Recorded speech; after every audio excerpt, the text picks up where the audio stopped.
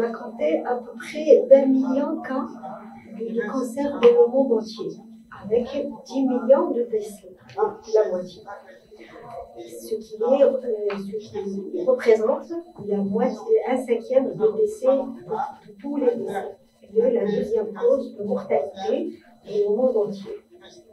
Il faut savoir que les prévisions pour l'année 2050, on prévoit une augmentation de 70% de cette incidence.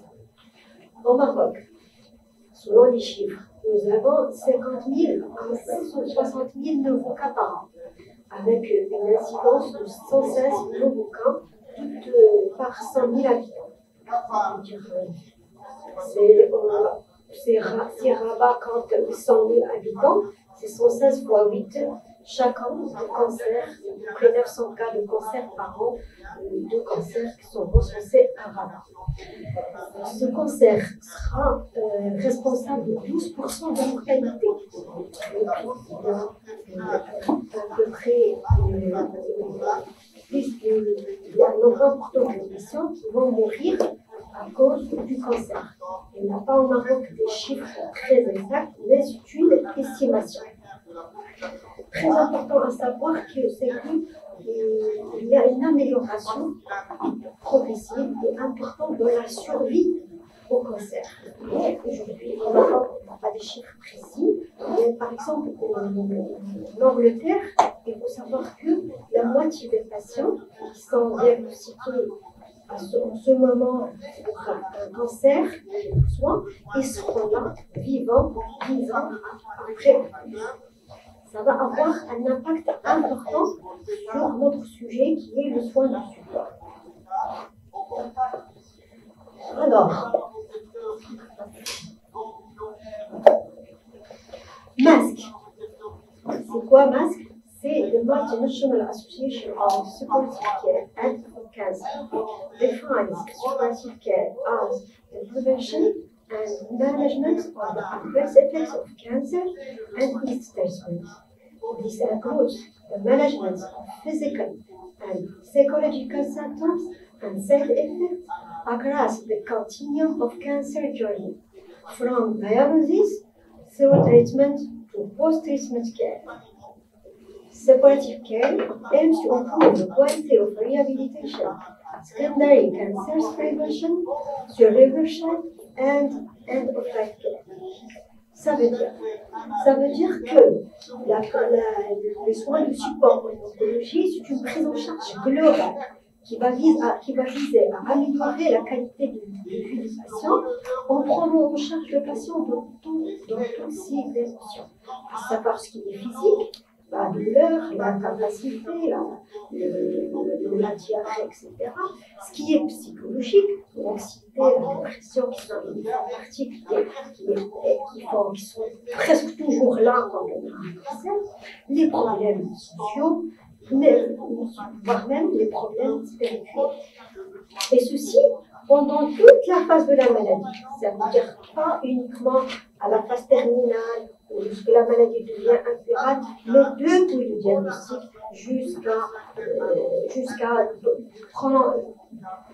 depuis le diagnostic, puis tout au long de l'expérience du cancer. Donc, l'éventail du soin de support est un éventail qui est très très large, qui va inclure la prise en charge de la douleur, qu'il soit une douleur qui est due au cancer ou due aux effets secondaires du cancer, la prise en charge de la fatigue, que ce soit physique ou psychologique, la prise en charge de la nutrition. Plusieurs patients vont arriver au centre d'oncologie déjà cancériques. La prise en charge des effets secondaires du traitement. Aujourd'hui, on a des traitements innovants, de nouveaux traitements, mais ces traitements ont de nouveaux effets secondaires qu'on ne connaissait pas avant, qu'il faut apprendre à prendre en charge. Puis, une fois le malade a fini son traitement, il y a une autre phase qui va commencer, c'est la phase de réhabilitation. Comment ce malade va reprendre son activité journalière, comment ce malade va reprendre son travail, il faut qu'il reprenne une activité physique adaptée. Puis, il y a le volet psychologique. Il faut prendre en charge tous les problèmes psychologiques qu'il peut y avoir. La peur, les problèmes émotionnels, la sensation d'isolement, la tristesse, tout ça. Il faut savoir les repérer les troubles et les traiter.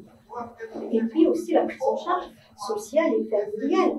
Et la prise en charge, ça c'est important parce que finalement, si quelqu'un fait, je ne sais pas, si quelqu'un aujourd'hui il fait un cancer, il arrête de travailler, après traitement de cancer, il se trouve dans une situation de perte de travail, il faut trouver aussi pour ce patient une alternative. Il faut l'aider, au moins l'écouter, écouter son besoin et essayer de trouver une alternative.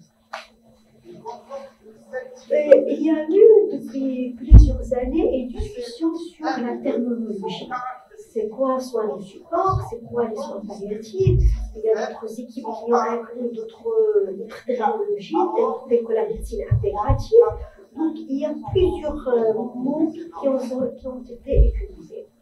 Puis, depuis quelques années, les experts se sont mis d'accord sur une terminologie qui consiste à considérer les soins de support comme un tableau global qui prend en charge tout. Ça veut dire quoi? Ça veut dire qu'il prend en charge tous les besoins du patient, depuis le diagnostic, voire même avant le diagnostic, pendant la phase où il va faire les bilans, il va faire le check-out pour savoir le stade de la maladie, la phase du traitement, et puis après le traitement, il prend aussi la médecine, les soins palliatifs seront de plus en plus réservés aux patients qui sont dans une situation incurable. Donc finalement, les soins palliatifs font partie des soins de support. Ce sont des soins palliatifs qui sont destinés aux patients, ce sont des soins de support destinés aux patients au stade avancé de la maladie. Il faut savoir que quand on a commencé à remplacer le mot, par exemple, dans les pays où il y avait des structures, il y avait des centres de soins palliatifs, quand on a commencé à remplacer, à changer juste le nom de la structure, au lieu de mettre soins palliatifs, on met soins de support. Il y a eu une augmentation des envois. Ça veut dire que les médecins envoient de plus en plus les patients pour ces soins de support. Et il y a aussi une adhérence que les patients vont à ces structures. C'est tout à fait normal. Si j'ai quelqu'un qui a un cancer du sein, un petit cancer du sein, on repère chez lui une dépression et on lui dit vous serez être pris en charge par l'équipe de soins palliatifs, qu'est-ce qu'il va penser? Il va dire que c'est la fin, que ça y est, je vais mourir. Il va faire toute une stigmatisation. Par contre, aujourd'hui, on parle plus de soins de support ou de soins de soutien parce qu'ils sont des soins fournis aux patients à tous les stades de la maladie, voire même avant le diagnostic. Pourquoi? Parce qu'aujourd'hui, il y a une situation émergente en oncologie. C'est quoi? C'est que de plus en plus, on découvre des cancers qui sont héréditaires. Ça veut dire que nous avons des tests maintenant qui permettent, quelqu'un fait un cancer du sein, un âge jeune qui a la maman qui a fait un cancer du sein, la tante qui a fait un cancer du sein, on recherche des mutations génétiques chez ces patients. Et quand on recherche, parfois, on tombe sur une mutation génétique qui est germinale, c'est-à-dire héréditaire, ce qu'on a hérité, le gène, notre ADN. Quand on découvre cette mutation germinale, il faut savoir que si moi je suis porteuse d'une mutation, ça veut dire que mes sœurs sont à risque, ça veut dire que les enfants, les filles, les garçons aussi sont à risque. Donc, on est devant une nouvelle population de patients. Ce sont des gens qui n'ont pas de maladie, ils sont bien, mais ils savent qu'ils sont à risque de développer le cancer. Voilà. Donc, les soins de support vont s'adresser aussi à cette catégorie de patients, à ce catégorie qui ne sont pas malades, à cette catégorie de gens, parce qu'il faut leur fournir de l'information, il faut gérer leur anxiété, leur stress. Ça aussi fait partie du soin du support. Est-ce qu'on fait la discussion au fur et à mesure ou à la fin? Je crois qu'il y a une question. Est-ce que vous parlez des NGS par rapport aux tests héréditaires? Oui, il n'y a pas que le NGS, il y a beaucoup de tests, mais bon, le NGS fait partie. Voilà, le contexte. Et il faut savoir que le terme soins palliatifs a fait utilisation la première fois vers les années 70. Les soins palliatifs se sont développés en réponse aux demandes formulées par les patients et leurs proches. La demande, c'était quoi? C'était d'humaniser la phase palliative, d'humaniser la fin de vie. C'est de là que les soins palliatifs ont apparu, c'est de là qu'on a commencé à voir des structures de soins palliatifs, des cliniques de soins palliatifs. Par contre, les soins de support se sont développés pour répondre à une autre demande. Il s'agit d'une réponse à l'amélioration de la survie au cancer. Donc, de plus en plus, la maladie cancéreuse sera transformée d'une maladie rapidement létale à une maladie chronique. Aujourd'hui, on a des patients qui ont eu un cancer du sein métastatique et qui sont là 10 ans après, 11 ans après, 12 ans après, ils sont toujours là, ils font des examens, ils font des traitements. Et donc, on est devant l'apparition d'une nouvelle catégorie de patients qui a besoin de soins particuliers. Et justement, les soins du support sont là pour ça. C'est je dirais, le progrès, c'est important.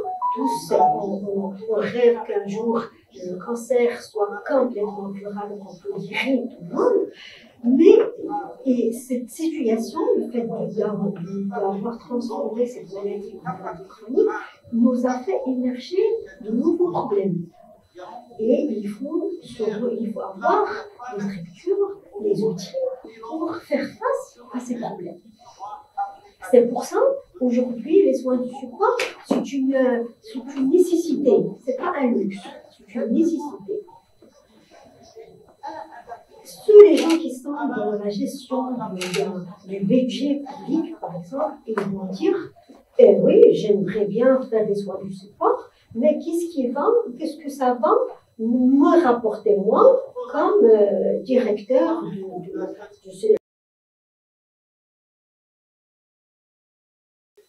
d'une caisse d'assurance ou directeur, par exemple, comme responsable gouvernemental, qu'est-ce que ça va apporter à la société? Eh bien, il faut savoir qu'on a travaillé sur ce sujet, on a fait des études qui ont comparé des patients qui reçoivent des soins du support contre les patients qui ne reçoivent pas de soins du support. J'ai rapporté 2 exemples. Ici, c'est un programme de soins du support qui est développé par la Fondation Christine NHS. Cette fondation a créé un programme de soins du support très simple, pas très compliqué, et qui a fait, après 3 ans de pratique de réalisation de ce programme, ils ont regardé un peu les résultats. Alors, qu'est-ce qu'ils ont trouvé? Ils ont trouvé une orientation plus rapide des patients avec des besoins en soins de soutien. Donc, on oriente rapidement les malades. Ils ont trouvé un meilleur contrôle des symptômes, une meilleure qualité de vie, et une réduction même de la mortalité après chimiothérapie, et une amélioration aussi de la survie. Donc, ce patient, le même patient, en fonction si je fais ou pas de soins du support, ça veut dire que je n'ai pas rajouté un traitement anti-cancer spécifique. Juste, ici, j'ai fait des soins du support, et de l'autre groupe n'a pas reçu de soins du support, eh bien, on améliore la survie de ces patients. Et puis, chose qui est importante pour les gens du budget, c'est que ça réduit les coûts de santé. Ça veut dire qu'on va prévenir les problèmes et on va dépenser moins d'argent. Une autre étude, maintenant qui est réalisée dans les pays scandinaves, on a pris deux approches différentes. Pour ce type de patient, on a fait uniquement le traitement spécifique de cancer. Pour un deuxième groupe de patients, on a fait ce qu'on appelle une approche holistique, intégrative, qui est focalisée sur le patient et non pas sur la maladie. Et qu'est-ce qu'on a retrouvé? On a retrouvé toujours la même chose, un meilleur contrôle des symptômes, une amélioration de l'état physique mais aussi psychique des gens, mais aussi une bonne optimisation de l'utilisation des ressources de santé. Donc, ce n'est pas uniquement un luxe, ce n'est pas uniquement une qualité de vie, mais c'est un gain énorme et considérable. Maintenant, est-ce qu'il y a un modèle particulier pour la prise en charge, pour les soins de support? Il faut savoir qu'il y a plusieurs modèles. Il y a des modèles qui sont simples, il y a des modèles qui sont conceptuels, chez les gens qui ont fait beaucoup de travaux, qui nécessitent beaucoup de ressources. Par exemple, ici, M. Fisch a publié un travail où ils ont fait un modèle avec des degrés de soins. Donc, le premier degré, l'étage 1, ça intéresse tous les patients. Chaque patient concédé, on va aller repérer chez lui les besoins en soins palliatifs. Après, si c'est OK, il n'a pas de besoin spécifique, c'est bon, il fait un traitement spécifique du cancer. Sinon, il va monter dans les échelles de soins. Il faut noter que uniquement 20% du patient vont s'arrêter là. 80%, ils ont des besoins, ils vont passer à un niveau 2 ou à un niveau 3, ou voire même à un niveau 4, où ils auront besoin d'équipes hyper spécialisées, pour prendre en charge leurs besoins spécifiques. Un autre modèle encore plus compliqué qui a été proposé par l'équipe américaine de Anderson. C'est une équipe un peu complète. Il va faire aussi un programme qui est gradué, mais il est gradué aussi dans l'expérience de cancer.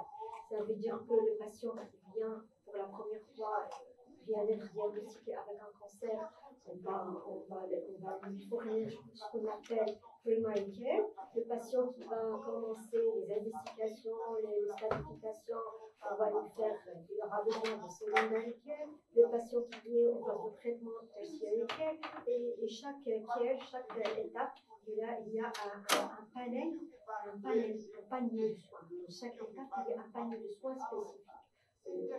Par exemple, quelqu'un qui est dans juste la primary suppurative care, il ne va pas dire que j'ai besoin de voir le psycho-oncologue. Non, il faut qu'il soit un peu avancé pour aller vers le psycho-oncologue. Par contre, il peut être vu par les infirmiers, par le personnel qui est formé pour les soins de support. Ça, c'est ce qui est un peu développé, mais il y a d'autres modèles qui sont un peu plus simples, que tout le monde peut réaliser, comme ce modèle. Il consiste à quoi? Il consiste à faire une équipe tout simplement multidisciplinaire. Il y a le oncologue, le nutritionniste, il y a le psychologue, il y a le kinésithérapeute, il y a les représentants de l'administration, et on va organiser une équipe qui va faire assurer ce programme du soin, du support. C'est un modèle qui est faisable et applicable n'importe où. Comment on va organiser? Maintenant, on va faire les soins. Qui va référer le malade? À qui il va référer le malade? Ça aussi, c'est une question. Nous, par exemple, au Maroc, comment on travaille? On travaille de cette façon, dans le site. Ça veut dire quoi? Aujourd'hui, le patient, il voit le dialogue, et il trace le traitement, on va faire ça et ça. Après, le patient vient chez lui, il y a sa fille qui vient de l'étranger le voir, ah, mon papa, il a un pied gonflé, il va aller voir le traumato, alors que le patient est en train de faire une thrombose. Et quelqu'un d'autre va dire, ah, il est déprimé, il faut l'emmener chez le psychologue ou le psychiatre.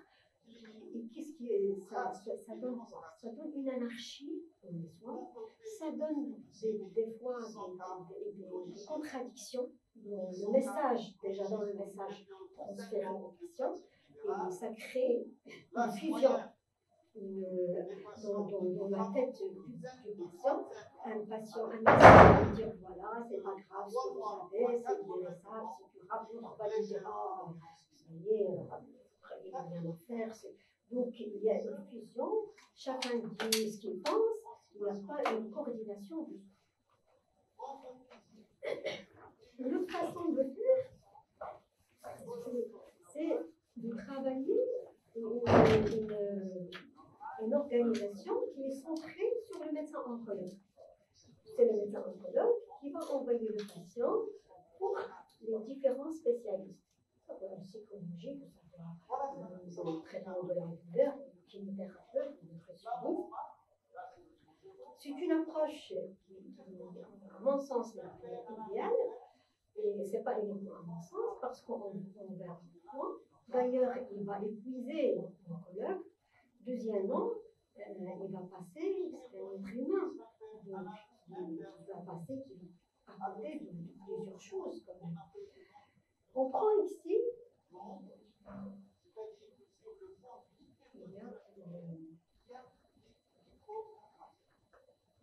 il y a une diapo. Bon.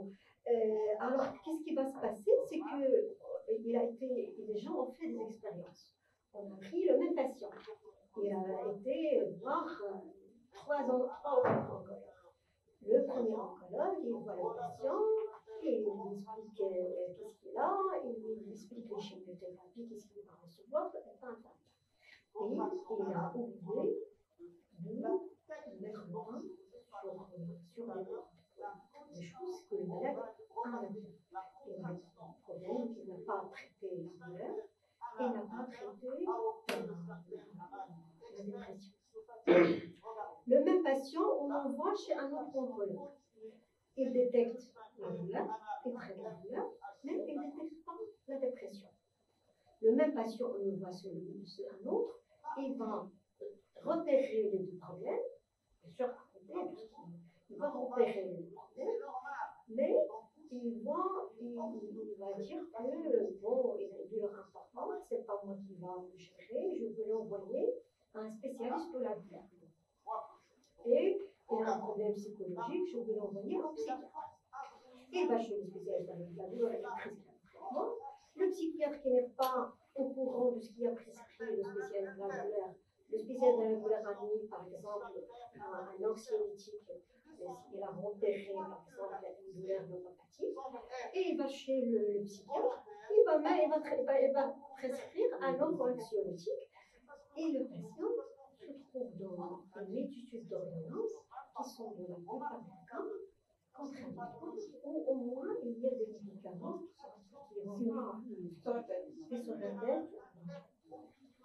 Donc la meilleure façon de faire, c'est d'avoir une équipe de soins du support, une équipe où tout le monde va intervenir et que ça ne doit pas passer obligatoirement par l'oncologue. L'oncologue, il fait partie de l'équipe.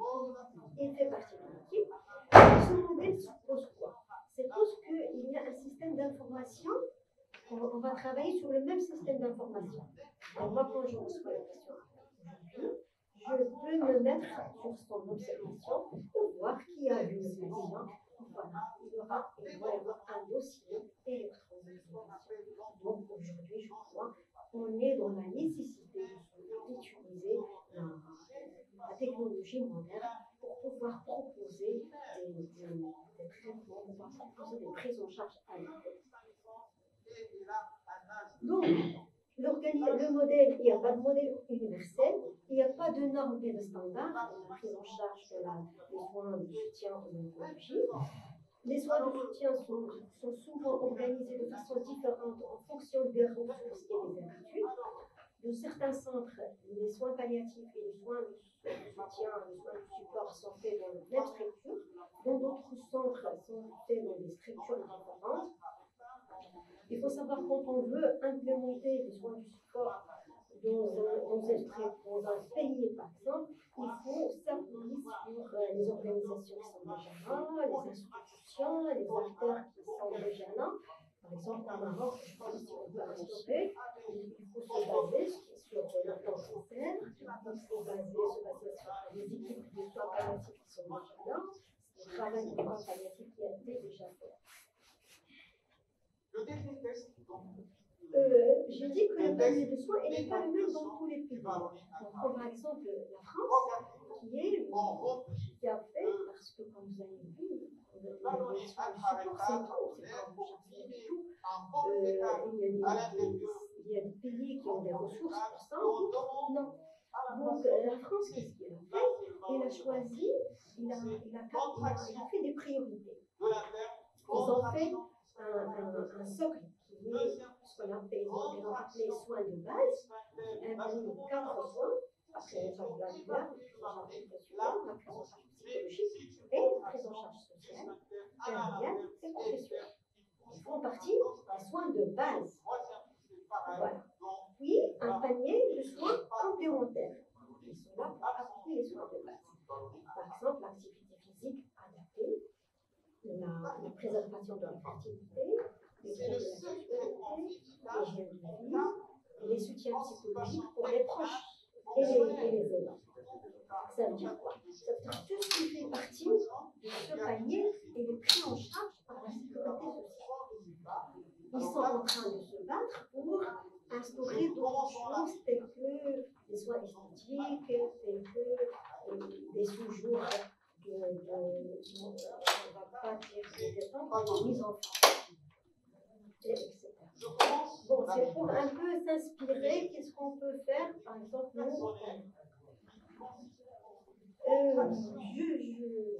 je veux quand même parler de notre expérience de nous. Moi, je pratique à la clinique d'oncologie 16 novembre. Dans notre structure, dès le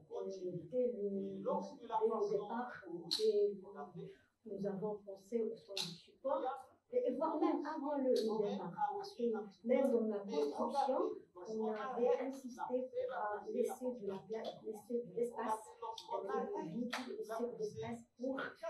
activités qui vont faire partie du soin de support. Donc nous, oui, dès la conception du projet. Donc nous, on a développé notre propre approche.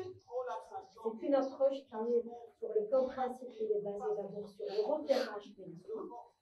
Repérage chez tous les patients, soit par le médecin, soit par l'équipe soignante, qu'on forme chaque fois. Et on a fait beaucoup d'ateliers pour qu'ils repèrent les problèmes et apprendre à lire un peu le patient, ne pas être uniquement branché sur le soin qu'ils vont faire. Voilà.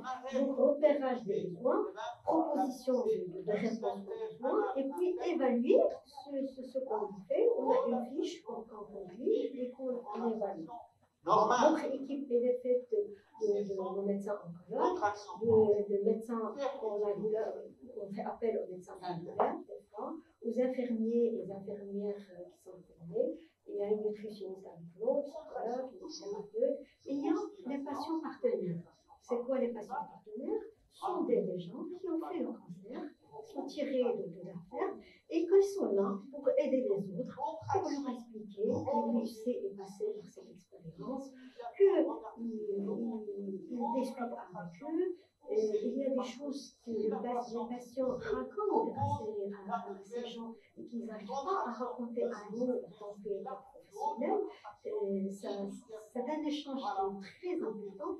Il faut dire que ce n'est pas uniquement en Europe, mais dans le monde entier. Donc, je crois que notre psychologie, en tant qu'humain, est très impliquée dans ce qui est l'exemple. On dit toujours aux parents, si vous voulez éduquer vos enfants, ce n'est pas les messages verbaux, c'est être exemple. C'est notre tête, il est prêt à apprendre avec l'exemple, peut apprendre avec les mots et les paroles. Voilà. Et ce qu'on propose, soit des services soit individuels, soit des services en collectif. Ici, par exemple, sur la prise en charge de la nutrition, nous avons opté pour un atelier qui se fait soit une fois par semaine, soit une fois toutes les 2 semaines. C'est un atelier où on trouve un nutritionniste qui vient, il regroupe les patients pour écouter et leur expliquer. Parce qu'en matière de nutrition, les patients écoutent n'importe quoi, ils font n'importe quoi, et ils ont des questions qui sont rebondissantes.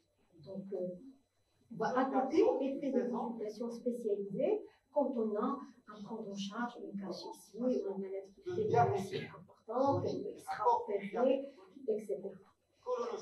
La prise en charge psychologique, donc on propose des séances individuelles de prise en charge de psychologie, soit par l'hypnose, soit par la TCC.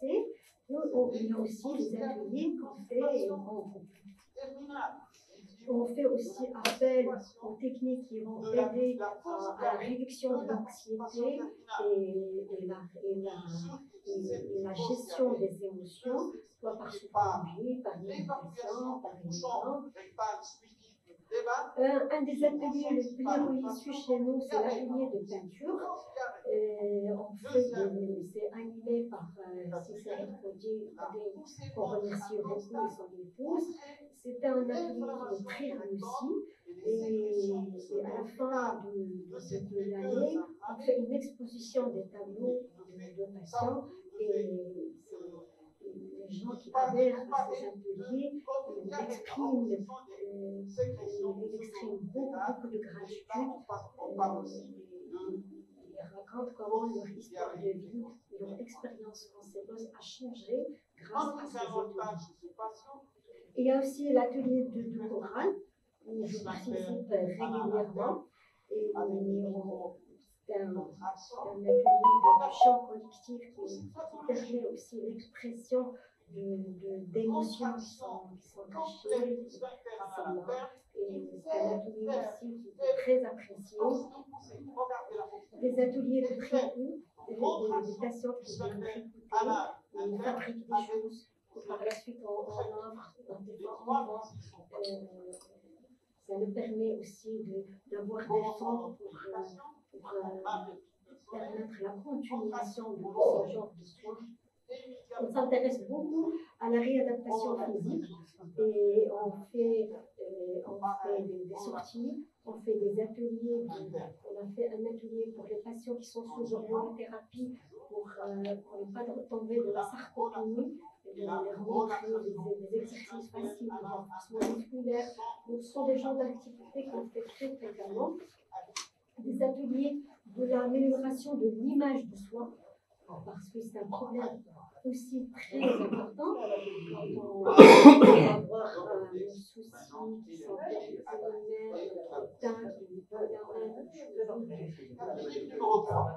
l'image de soi qui est touchée. Et c'est important d'aider ces gens à reprendre confiance en soi et à avoir toujours une bonne estime de soi.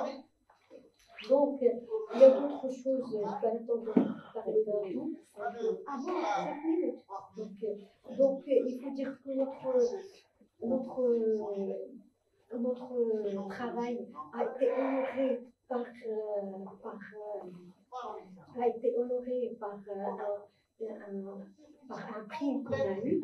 Et quand notre centre a été reconnu centre d'excellence en soins palliatifs, c'est le premier centre en Afrique et en Moyen-Orient qui est reconnu en soins d'excellence en soins palliatifs. Le soin du support, oui. C'était une surprise pour nous, franchement. Une très bonne surprise. Comme j'ai 5 minutes, j'ai besoin un peu de vous impliquer, de voir ce que vous pensez. On va faire rapidement ce quiz. J'ai fait droit, patient de 35 ans et institutrice. Elle est nouvellement mariée, elle n'a pas d'enfant, qui vient d'être diagnostiquée d'un cancer du sein, en classe T2 et 0,0. C'est un cancer qu'on appelle triple négatif, c'est-à-dire qu'il n'exprime pas les récepteurs de l'eau, il n'exprime pas la HER de l'eau. Alors, je veux bien que vous réfléchissiez avec moi, quels seront les besoins du foie. Je veux une interaction. Qui seront les besoins du foie? En dehors du traitement oncologique, bien sûr, pour moi, il faut la traiter, on ne va pas lui dire sur palliative, il faut traiter ça. Maintenant, quels sont les besoins spécifiques qu'on peut avoir? Le soutien psychologique et l'information. Voilà, le soutien psychologique, donc c'est une gêne. C'est la féminité. La féminité, c'est très important. Elle a tout de suite peur pour sa féminité. Pour sa féminité, tout à fait, très bien. Donc faites-moi d'autres possibilités, non? Donc faites-moi, il a un problème psychologique, c'est sûr. Gêne, cancer du sein, inquiète, voilà, anxiété, voilà. Et il y a les besoins physiques, pas trop. Gêne, bonne santé, pas de besoins physiques. Les besoins en information, très important. Il est jeune, il ne sait pas est-ce qu'il va avoir d'enfants, il ne va pas avoir d'enfants, est-ce qu'il va pouvoir faire, avoir une vie conjugale normale, il ne va pas avoir une vie conjugale normale.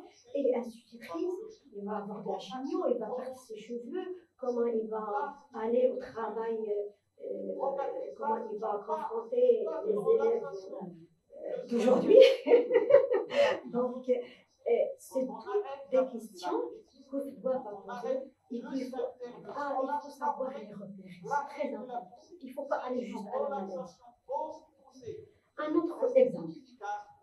Al-Karim, 76 ans, il est veuf, il est père de 4 ans, plus grand, marié, il vit seul, et il est diabétique, hypertendu, il a une cardiopathie ischémique sous traitement.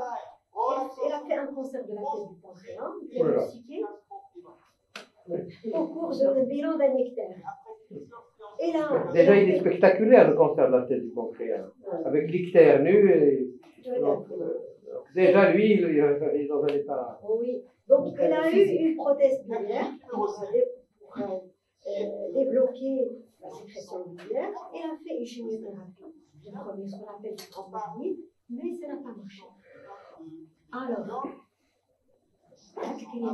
de quoi il y aura besoin spirituel? Donc les besoins de l'Al-Karim sont très différents. Il a des besoins physiques très importants. Le cancer du pancréas, c'est la douleur. Le cancer du pancréas, c'est la fatigue. Parce qu'il y a des chimios. Il a une prothèse biliaire. Une prothèse biliaire, c'est le blocage. Il se bloque, il se ferme, il se affecte. Donc il a surtout des problèmes physiques. Il va avoir des problèmes aussi sociaux. Parce que qui va s'occuper de monsieur? Il a 4 garçons. D'habitude, ce sont les filles qui s'occupent de leurs parents. Il est veuf, qui va s'occuper d'Al-Karim. Et lui aussi des spirituels. Donc, plusieurs fois, on dit Al-Karim, si on lui demande, peut-être il va dire laissez-moi mourir, j'ai fait ma vie. La démission. Voilà, la démission. Donc, parfois, il faut savoir la respecter. Donc aujourd'hui, à mon avis, M. Al-Karim, probablement, il a besoin des soins, des unités de soins palliatifs. Donc rien pour dire que les besoins seront différents en fonction de la phase. Si on est diagnostic ou la phase de traitement ou quelle phase on est. Il est important, il y a une autre phase qui est très importante. C'est la phase, on avait parlé au départ, c'est la phase de diagnostic. Et avant même le diagnostic, les sujets qui ont un risque de développer le cancer, ils vivent avec ce risque toute leur vie. Ce sujet, il faut voir, ils font leur vie, les études. Et puis, il y a les filles qui sont guéries. Aujourd'hui, il y a quelqu'un qui a fait un cancer il y a 20 ans, et puis, question numéro 1. Est-ce que ce monsieur a droit toujours à maladie héréditaire? En principe, mais ce n'est pas toujours garanti. Des fois, après 5 ans, on vous dit elle est guérie, il n'a pas besoin d'avoir l'ALD. Donc, ce sont des questions qu'on va poser et qu'on voit. des fonds. Voilà. Donc, j'avance rapidement, mais je corrige. Donc, les acteurs qui vont intervenir dans les soins de support, et bien nous, tout le monde est impliqué dans les soins de support. Mais le soin de support, c'est surtout une organisation. On doit s'organiser autrement. Donc, en conclusion, c'est que je dis que les soins de support, c'est surtout une organisation. On doit s'organiser. Il faut bien sûr, il faut que le système de soins suive. On ne peut pas faire tout ça. Il faut que le système de soins suive. Ces soins ne sont pas plus.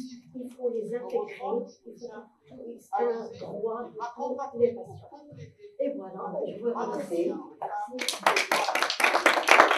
Merci, Dr. Misbah, pour cette belle présentation, toutes ces informations. Très fière d'aborder des structures, des prises en charge dans notre pays. Et restons optimistes avec la réforme du système de la santé et la couverture médicale universelle. Espérons que tous nos patients pourront avoir ces soins-là. Au nom de la force, je vous remercie et je vous demande de bien vouloir accepter ce sujet stratégique de souvenir.